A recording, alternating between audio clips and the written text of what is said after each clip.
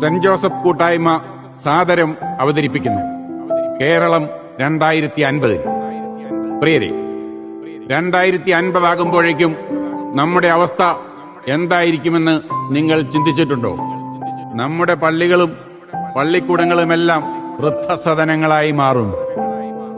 അവിടെ നമ്മെ പരിചരിക്കുവാൻ മലയാളമറിയാത്ത ബംഗാളികളും പരിചരിക്കപ്പെടാൻ ഹിന്ദി അറിയാത്ത നമ്മളും. 2050 നമ്മുടെ അവസ്ഥ നമുക്കൊന്ന് കണ്ടാലോ?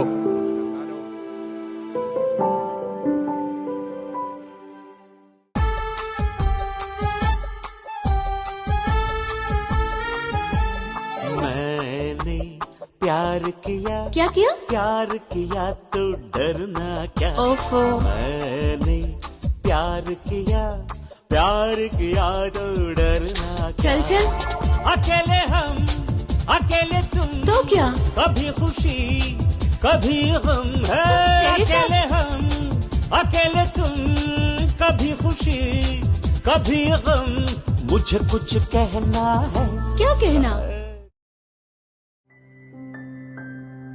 നമുക്ക് വരാൻ പോകുന്ന ഈ അവസ്ഥയുടെ കാരണങ്ങൾ എന്തൊക്കെയാണെന്നറിയണ്ടേ? അതെല്ലാം നമ്മുടെ റെപ്പായി ചേട്ടൻ ഇപ്പോൾ പറഞ്ഞു തരും. നമുക്ക് നമ്മുടെ റെപ്പായി ചേട്ടനെ ഇങ്ങ് വിളിക്കാം.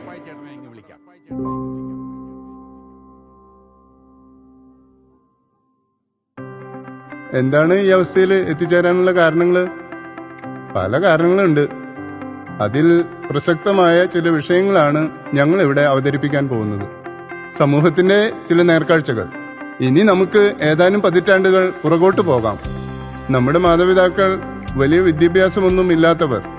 പ്രകൃതിയോടും വന്യമൃഗങ്ങളോടും പകർച്ചവ്യാധികളോടും പടവെട്ടി 8ഉം 10ഉം മക്കളും ജീവിത പ്രാരാബ്ദങ്ങളും ഒന്നും അവരെ തളർത്താതെ അവർ സർവശക്തനായ ദൈവത്തിൽ അത്രമാത്രം ആശ്രയിച്ച് ജപമാലയിൽ അഭയം തേടി.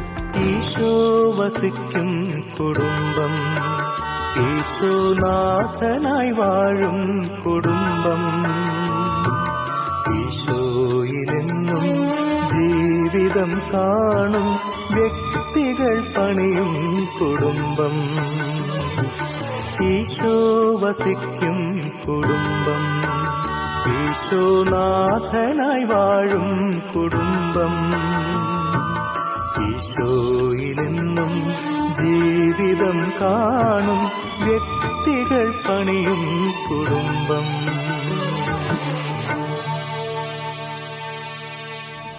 കാലം മുന്നോട്ട് പോയി. കൂട്ടുകുടുംബങ്ങൾ അണുകുടുംബങ്ങൾക്ക് ഒഴിമാറി.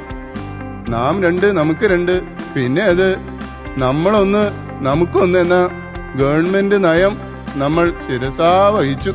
നിങ്ങൾ ഭൂമിയിലെങ്ങും വർദ്ധിച്ചു പെരുകുവിൻ എന്ന് ദൈവപിതാവിന്റെ കൽപ്പന നാം പാടെ മറന്നു. പള്ളിയിൽ അച്ഛൻ നമ്മെ നിരന്തരം ഓർമ്മിപ്പിച്ചുകൊണ്ടിരുന്നു. നിങ്ങൾ ആദ്യം അവിടുത്തെ രാജ്യവും നീതിയും അന്വേഷിക്കുക, ബാക്കിയെല്ലാം കൂട്ടിച്ചേർക്കപ്പെടും.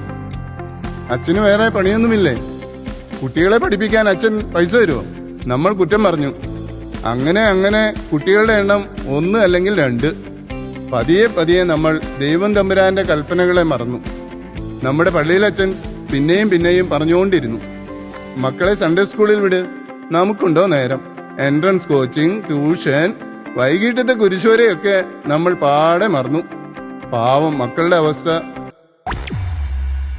ഒത്തൊരുമിച്ചൊരു ഗാനം പാടാൻ മൊത്തം പേർക്കും കൊതിയായി, മൊത്തം പേർക്കും കൊതിയായി. രക്ഷകർത്താക്കൾ ശത്രുക്കളായി, വിടുതടങ്കൽ പാളയമായി. ഉന്നത ബിരുദം ഗോവിന്ദയായാൽ നടുവിടേണ്ടൊരു ഗതിയായി. മത്തൻ കുത്തിയിട്ട് മുട്ടൻ കുമ്പളങ്ങ കിട്ടാൻ കാത്തിരിക്കും ചങ്ങായി. കഷ്ടം നിന്റെ ഗതി ഇഷ്ടം മാറ്റി പിടി മുത്തേ മൊഞ്ചു കുലുക്കി. ഒത്തൊരുമിച്ചൊരു ഗാനം പാടാൻ മൊത്തം പേർക്കും കൊതിയായി, മൊത്തം പേർക്കും കൊതിയായി.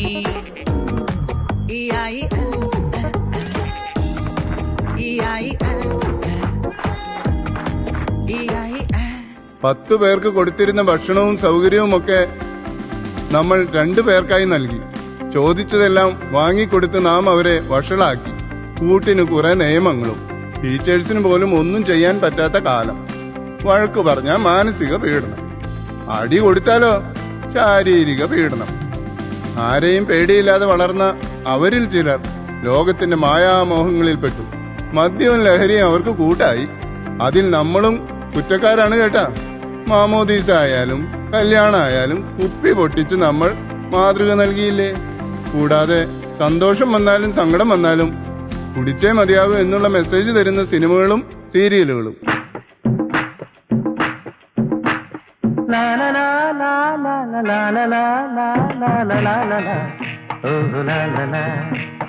ശാന്തമീ രാത്രിയിൽ വാദ്യഘോഷാദികൾ കൊണ്ടുവാ, കൊണ്ടുവാ. കൊമ്പെട് കുറുങ്കുഴൽ കൊട്, തത്തെട് തകിൽപ്പുറം കൊട്. നഗരതീരങ്ങളീ ലഹരിയിൽ കുതിരവേ.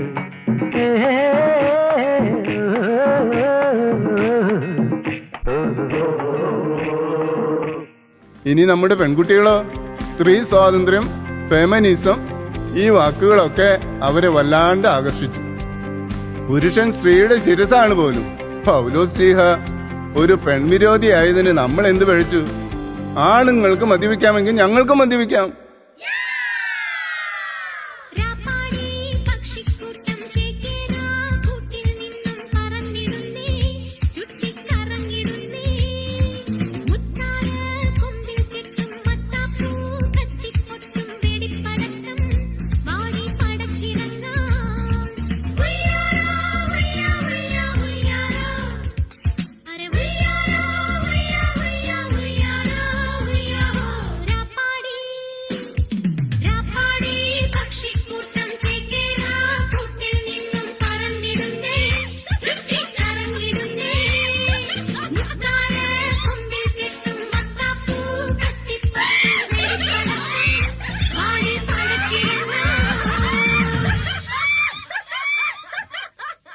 പെൺകുട്ടികളെ കുറ്റം പറഞ്ഞിട്ട് എന്ത് കാര്യം?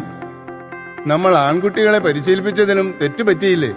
പെൺകുട്ടികൾ എന്തും സഹിക്കേണ്ടവരാണെന്നും ആൺകുട്ടികൾ കരയാൻ പാടില്ലെന്നും നമ്മൾ അവരെ പഠിപ്പിച്ചു. അതെങ്ങനാ? നമ്മൾ വീട്ടിൽ എന്ത് മാതൃകയാ നൽകിയിരിക്കുന്നത്? ഇനി എങ്ങനെയെങ്കിലുമൊക്കെ വളർത്തിക്കൊണ്ട് വന്നാലോ ഒരു ജോലി വല്ലതും കിട്ടുമോ? പിൻവാതിൽ നിയമനം, കോഴ, സ്വജനപക്ഷപാതം. കല്യാണമായാലോ നമ്മുടെയൊക്കെ കാലത്ത് വീട്ടുകാർ അന്വേഷിച്ച് കണ്ടുപിടിച്ച് കല്യാണം നടത്തും. ജീവിതത്തിൽ ആദ്യമായി കാണുന്ന ആളെ നമ്മൾ മനസ്സ് തുറന്ന് സ്നേഹിക്കും. കല്യാണ ശേഷമുള്ള പ്രണയമായിരുന്നു യഥാർത്ഥ പ്രണയം എന്നൊക്കെ.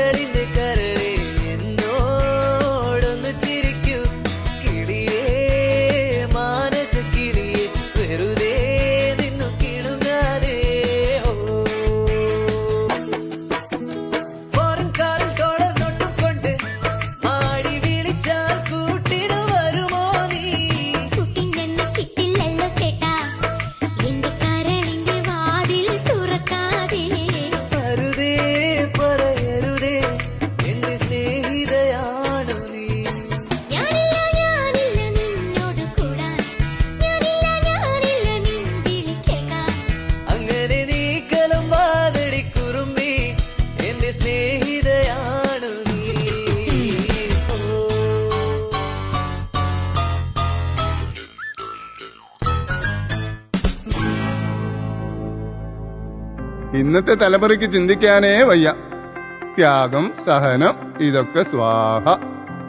പരിചയപ്പെട്ടു, അടുത്തറിഞ്ഞു, ഉള്ള കള്ളത്തരങ്ങളെല്ലാം പറഞ്ഞു, പറ്റുമെങ്കിൽ ലിവിങ് ടുഗദറും കഴിഞ്ഞ് തേച്ച് തേച്ചില്ലേ പെണ്ണെ, തേച്ചില്ലേ പെണ്ണെ, തെപ്പുപെട്ടി പോലെ വന്നിട്ടെന്നെ. തേച്ചില്ലേ പെണ്ണെ, തേച്ചില്ലേ പെണ്ണെ, തെപ്പുപെട്ടി പോലെ വന്നിട്ടെന്നെ. തേച്ചിട്ട് പോയില്ലേ പെണ്ണെ, തേച്ചിട്ട് പോയില്ലേ പെണ്ണെ. ഇസ്തിരിയിട്ട ഷർട്ട് പോലെ ഞാൻ വഴിയായില്ലേ.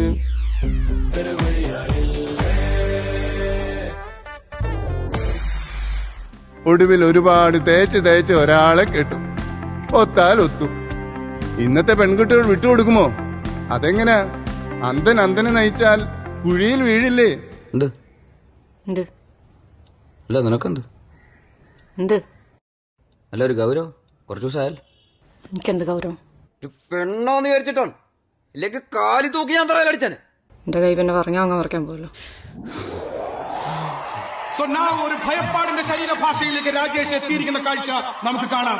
Last chance for Rajesh.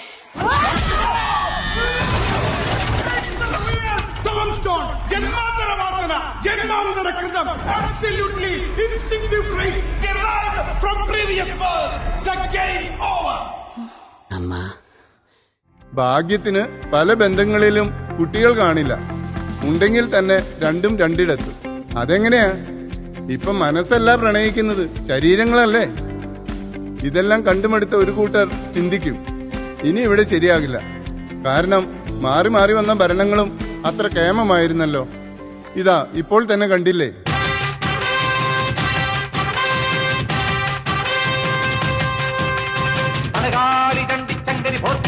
Bhagavathi അടിയനിൽ അലിവോടി നിത്തിരി കരിയണമേ.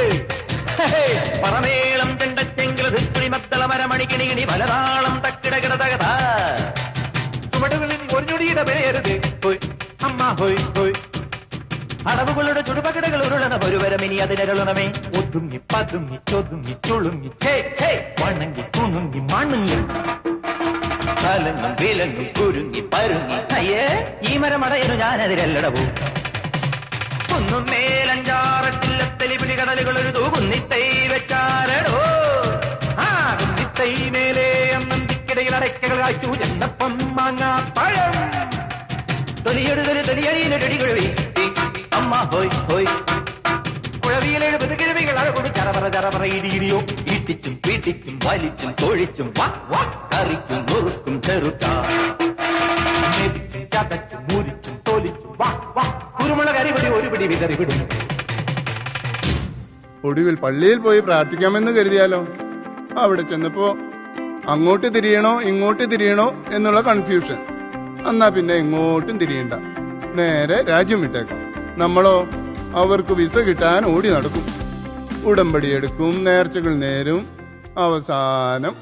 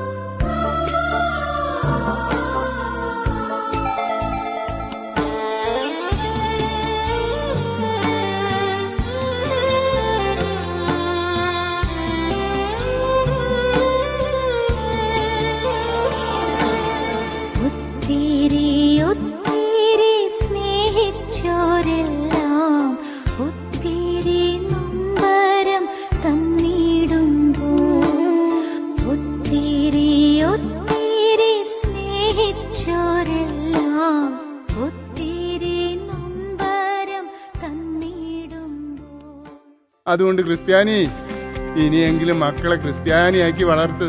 എന്നിട്ടേ തമ്പുരാൻ പറയുന്നത് പോലെ ജീവിച്ച് കാണിച്ചു കൊടുക്കട്ടാ.